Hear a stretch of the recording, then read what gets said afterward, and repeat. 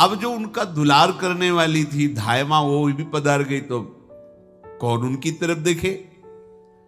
पर बहुत ही गौर वर्ण, बड़े ही सुंदर।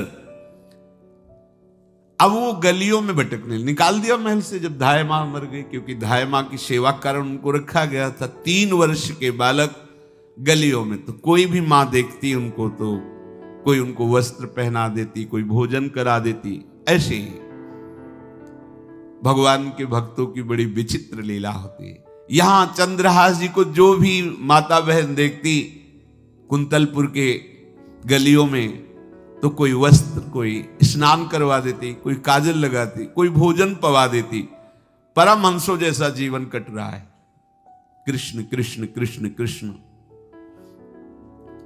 14 भुवनों में जिनकी अव्याहत गति है, जो सबको देखते रहते हैं, श्री देवर्षि नारद जी।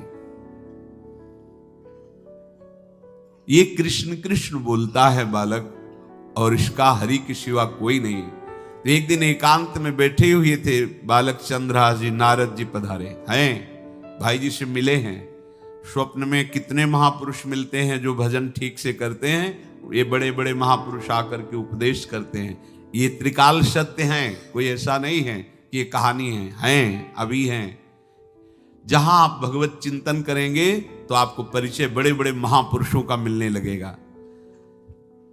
नारद जी आए तो देखा आंख बंद की हुई चंद्रहास जी कृष्ण कृष्ण कृष्ण कृष्ण कृष्ण ऐसा उच्चारण कर रहे हैं। त्रिकालज्ञ सर्वज्ञ नारद जी ने देखा कि ओहो, इतना छोटा बालक और कृष्ण कृष्ण बोल रहा है। नारद जी ने स्पर्श किया दुलार करते हुए, सुनो आंख खोलो। आंख खोल के देखा श्री देवर्षि नारद जी। नारद जी ने कहा, देखो हम तुमको एक अमोघ वस्तु देते हैं, और एक छोटी सी शालिग्राम की, इतनी बड़ी शिवग्रह शालिग्राम का जो वो दिया। बोले धो के पी लेना और दिखा के पा लेना, यही तुम्हारी सेवा पद्धति है। अर्थात स्नान करा दिया और जो तुम्हें मिले इनको अर्पित। तो उन्होंने विचार किया कि धोने के लिए, स्नान कराने के लिए पात्र चाहिए, भोग लगाने के लिए पात्र चाहिए। तो जैसे कोई पान की बीड़ी नहीं, तो ऐसे कपोल में शालिग्राम को रखे रहते हैं। कोई पात्री नहीं, कोई सिंहासन ही नहीं, यही धुल गए। चरणामृत अंदर जा रहा, जब पाएंगे तो यही पा लेंगे, साइड में ऐसे करके फिर निकाल के धो। यहां कपोल में रखते छोटे से शालिग्राम चंद्रहास जी। और उपदेश किया भगवान के मंत्र का। जब कोई भगवत प्राप्ति के लिए चलता है तो भगवान ही गुरु रूप से प्राप्त होते हैं, वहां तक तुम्हें पहुंचा देते हैं या उन महापुरुष को आपसे मिला देते हैं। जब कोई भगवत प्राप्ति के लिए जहां चलता है तो ये भगवान अपनी तरफ से कृपा करते हैं। ये दृष्ट बुद्धि के जो महल में धाय मां ने इनका आश्रय स्वीकार करवाया था, उसके एक पुत्र थे मदन जी, वो बड़े भागवत थे। और एक पुत्री थी जिसका नाम था विषया, वो बड़ी सुंदर थी, अभी छोटी अवस्था की थी। मदन जी का स्वभाव था भक्तों को भोजन पवाना। जो भगवत भाव के जन होते हैं उनके हृदय में ऐसा उत्साह होता रहता है कि जो वैष्णव हैं, संत जन हैं, इनको भोजन पवाने का मतलब श्री भगवान को भोजन पवाना। भक्तमाल में भी वर्णन है कि जैसे गर्भवती मां को आप कुछ भी पवाओ तो बालक की पुष्टता अपने आप होती है, ऐसे संतों के हृदय में भगवान विराजमान प्रगट रूप से हैं। जब हम संतों को भगवत भाव से भोग पवाते हैं तो साक्षात भगवान ही पाते हैं। वो मदन थे भगवत भाव के, तो उन्होंने बुलाया बड़े बड़े भक्तों को और ब्राह्मणों को। जब ब्राह्मण और भक्त पा रहे थे तो खेलते खेलते चंद्रहास जी भी वहीं चले गए और उन्होंने भी वहां प्रसाद पाया। अब बड़े बड़े ब्राह्मणों में एक ज्योतिषाचार्य थे। दृष्ट बुद्धि जी ने हाथ जोड़कर प्रणाम किया और अपने परिवार को प्रणाम करवाया और कहा, यह हमारी पुत्री है। दृष्ट बुद्धि जी ने कहा, आप इसका हाथ देकर बताइए इसको वर कैसा मिलेगा, कैसा ऐश्वर्य होगा। दृष्ट बुद्धि मतलब दुष्ट बुद्धि, ऐसा ही था वो। पर बड़ा विचित्र खेल है, इसकी बुद्धि एकदम विपरीत और पुत्र महाभागवत, भगवान का खेल है। वो भक्ति विरुद्ध और पुत्र भागवत। उन्होंने कहा वर, ऐसे दृष्टि डाली चंद्रहास जी वहीं पार, वो है इसका वर। वो इसे धाय का एक दासी का लड़का हमारी पुत्री का वर बने। बोले शायद आपने ध्यानपूर्वक रेखा नहीं देखी, वो हम देख लिए हैं, यही है तुम्हारी पुत्री का वर। दृष्ट बुद्धि ने विचार किया कि एक भिखमंगा हमारी राजकुमारी पुत्री का दूल्हा बनेगा। पंडित जी को तो दक्षिणा दी, विदा किया और सैनिकों से कहा घर से निकलने न पावे बालक, क्योंकि ज्योतिष पक्की, ज्योतिष शास्त्र सत्य है, पर उसका सम्यक ज्ञान होना चाहिए। भला मुझ सम्राट के मंत्री की पुत्री, वो महामंत्री हैं दृष्ट बुद्धि, और ये एक भिखमंगा कैसे हो सकता है? बड़ा हृदय में जलन हुआ, ये तो बड़ी अपकीर्ति और दुर्भाग्य का विषय होगा, इसी को मरवा डालते हैं, काम खत्म हो जाएगा। निश्चय किया और जल्लादों को बुलाया और कहा ये बालक जो पंगत में भोग पा रहा है, इसको ले जाओ और जंगल में मार के, और इसका कोई अंग हमें काट के दिखाओ कि हम मार, मतलब पक्का मार देना है। क्योंकि वो इतने सुंदर थे, इतने सुशील थे, इतने प्यारे लगते थे कि कोई भी मारने के लिए तैयार। इसीलिए उसने शर्त रखी, इनका अंग काट करके हमको प्रमाण में दिखाया जाए कि मार दिए गए हैं।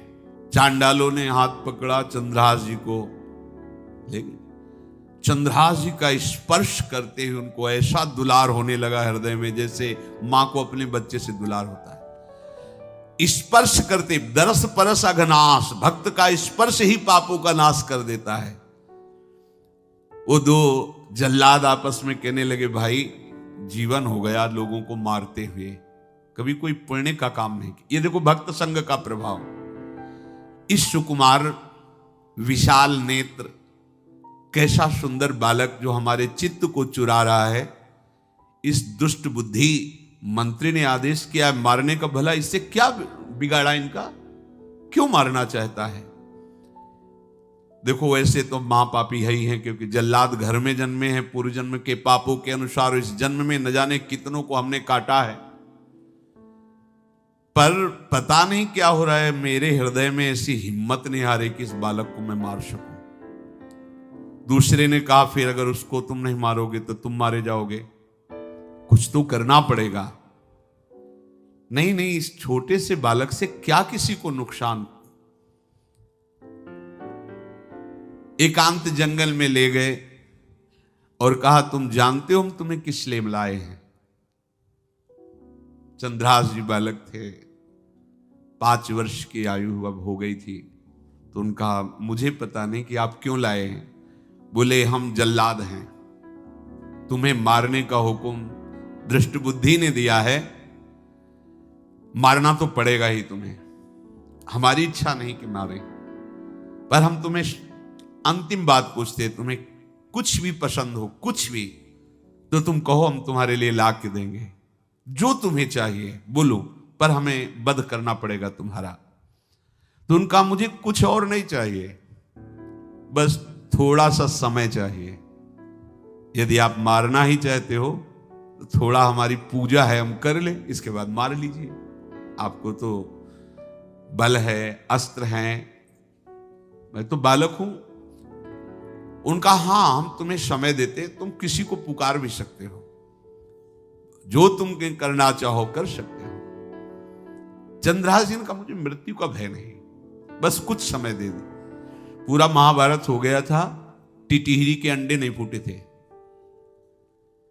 वहीं एक टिटिहरी का, तो टिटिहरी एक पक्षी होती है ना, टे टे करके उड़ती है, तो उसके अंडों के ऊपर एक हाथी का घंटा हो गया, गिर गया ऐसे, सब पूरा महाभारत में सब नष्ट भ्रष्ट। वो अंडे वैसे सुरक्षित।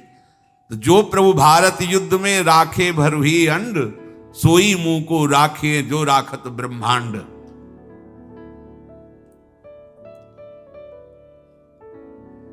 मैं तो अनाथ हूं, श्री कृष्ण के सिवा कोई मेरा है नहीं, मैं किसको पुकारूं?